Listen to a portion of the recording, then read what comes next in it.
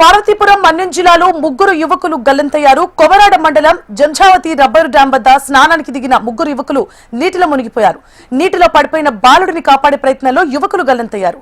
గల్లంతైన వారు కొమరాడ మండలం శివిని గ్రామానికి చెందిన వారుగా గుర్తించారు. గల్లంతైన వారి కోసం పోలీసులు స్థానికులు గాలింపు చర్యలు చేపట్టారు.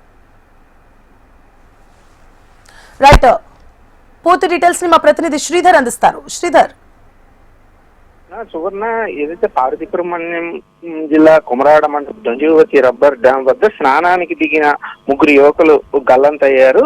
అయితే కొమరాడ మండలం శివిని గ్రామానికి చెందినటువంటి శరత్ గోవిందనాయుడు, ప్రదీపులు తమ బంధువులతో కలిసి అక్కడ సమీపంలో ఉన్నటువంటి ఆ రబ్బర్ డ్యాం వద్దకి వెళ్లి స్నానానికి దిగిన సంఘటనలో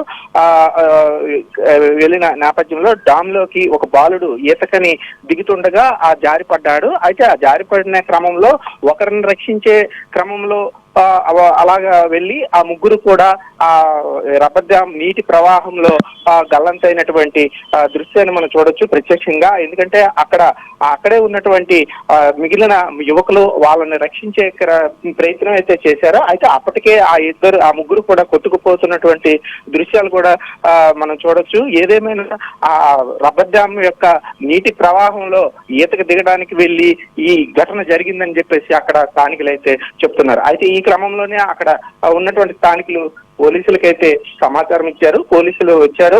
పోలీసులతో పాటు స్థానికులు అయితే అక్కడ గాలింపు చర్యలు చేపట్టారు. ప్రస్తుతం అయితే అక్కడ చీకటి పడడంతో ఇంకా గాలింపు చర్యలు కొనసాగుతున్నట్లు అయితే మనకు తెలుస్తుంది. ప్రస్తుతం అయితే వాళ్ళ ఆచూకీ లభ్యం కాలేదని స్థానికులు అయితే చెప్తున్నారు. మొత్తం మీద ఈ ముగ్గురు యువకులు కూడా గల్లంత కావడంతో ఆ బంధువులందరూ కన్నీరు మున్నీరుగా విలపిస్తున్నటువంటి పరిస్థితి. Suvarna, right, thank you for the update Sridhar.